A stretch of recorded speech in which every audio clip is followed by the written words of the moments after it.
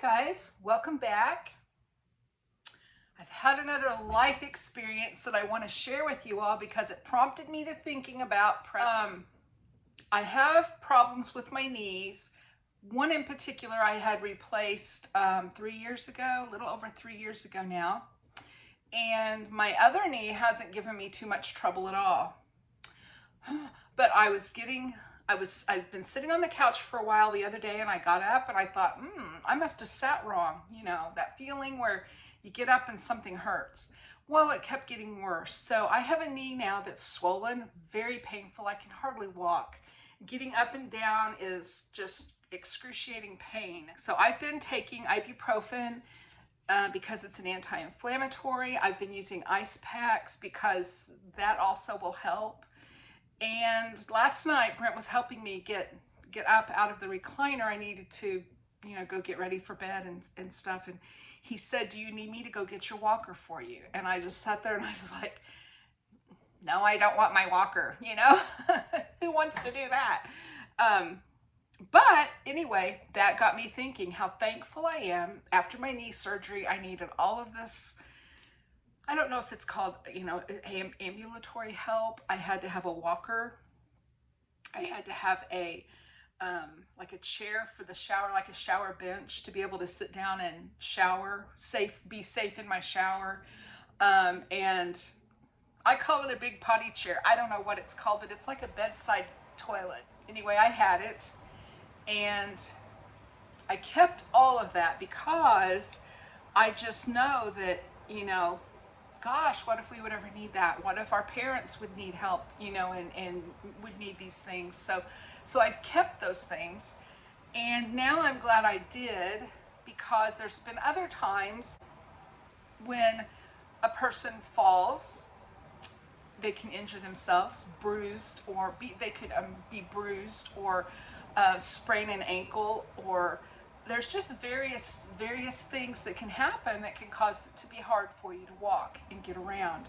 And yeah, so crutches would be helpful to have on hand. A walker, my walker folds flat, like the sides of it, you push a button and they fold in flat. So I've just got it behind a door in my prepper pantry. It's completely out of the way. But yeah, those kinds of things would be something, and I know you can pick them up at garage sales because I see them all the time. Any kind of equipment that could help, with your elderly family members, or someone who, like me, has, problems with a knee or something like that. Go ahead and pick those things up if they're affordable at all, and just keep them stored away. You won't regret it. I just don't think you would regret it. And that also got me to thinking further, because I'm not sleeping right now because I'm in pain. So I'm trying to sleep in the recliner with my leg elevated and all of that good stuff. And so then that got me to thinking about other things. We really are emphasizing our food items right now because we've had food shortages, because we've had inflation.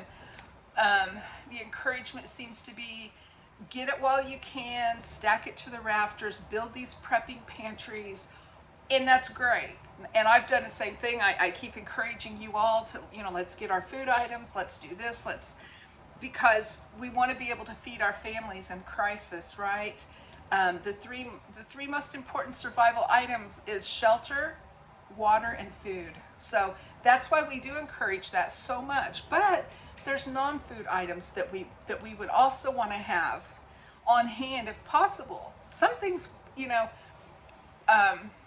we can't prepare for everything, I know that. But the things that we can be aware of would be very prudent to go ahead and prepare for those things. Some of the thoughts I had, and I just jotted them down on an envelope. I'm a list maker, and I couldn't get to my notebook, so I grabbed an envelope and I was just writing some ideas down, some thoughts I've had. Over-the-counter medications, which I talk about that a lot on my channel. I think I'm very well prepared medically. Prescription medications. I know Brent has been able to get ahead a little bit on his prescriptions. Like, he will fill a prescription a week early and then save the difference, So That's one thing you might do if you have someone whose life depends on a medication. You might be able to do that for them. Laundry needs. How will you be able to take care of your laundry? Just the normal life things that we do, like doing our laundry, cleaning our kitchen, using the bathroom, things like that. Take it away and try to use your imagination. What would you do if you couldn't do laundry? What if there's no electricity and you can't use your washing machine? I do stock up on laundry detergent and fabric softener. I also have ingredients to make my own laundry detergent. As far as that goes, if my machine was broken, would I do my laundry in the bathtub? And then I have a clothesline outside. I can hang my laundry up. And yes, I did prep extra clothespins. I've got an extra bag of clothespins to be able to hang my laundry outside. What about using the bathroom? What about that? If you can't flush your toilet, how will you take care of that need? You need plenty of toilet paper. We learned that lesson last year, right? Right now there's plenty of toilet paper, but at one point we couldn't get our hands on toilet paper, right? I do have toilet paper, cloth toilet paper. I do have that made. I have 2 ice cream buckets. I used flannel and terry cloth, I think is what I used.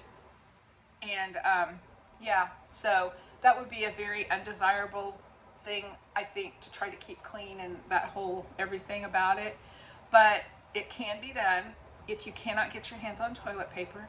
That's what I'm trying to like provoke some thoughts here, is just get you to thinking, what would you do if you can't do it this way anymore? You know, that's my thought. There's lots of alternatives. There's lots of alternatives to toilet paper. Right now, I've got tons of toilet paper stocked. Every once in a while, I'll buy a big package of toilet paper. And I showed you on my video of my prepping pantry.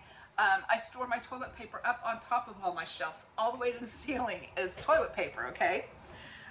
What about cleaning supplies? You have to keep things clean in a grid down situation. You just, you know, if there's a pandemic going on, if there's just no electricity and no way to dispose of things properly, we have to be clean, people. We have to keep things sanitary.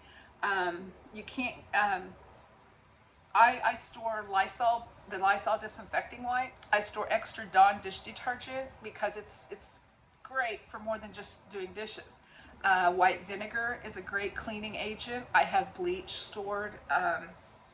Think about your cleaning needs. How would you keep things clean? How are you keeping things clean now? Could you just keep doing what you're doing? Yeah. What about our babies and our elderly people? If I had a baby in my family, or if I knew of a baby, an expectant mom in my circle of people, I would store formula, I would store diapers, I would be thinking about things that babies need, and I would try to make sure that I had those stored in my pantry.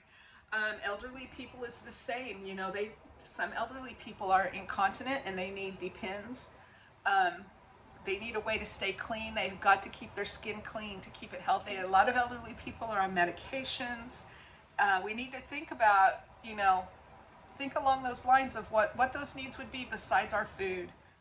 Mainly, I just wanted us to kind of jump off the path just a little bit and be thinking about prepping besides our food needs. And those were the thoughts that I had.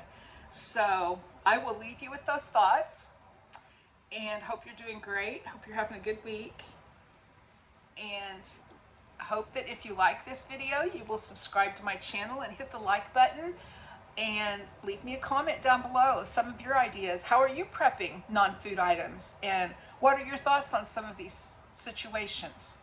So I will talk to you later, and thank you so much for watching. Have a great day.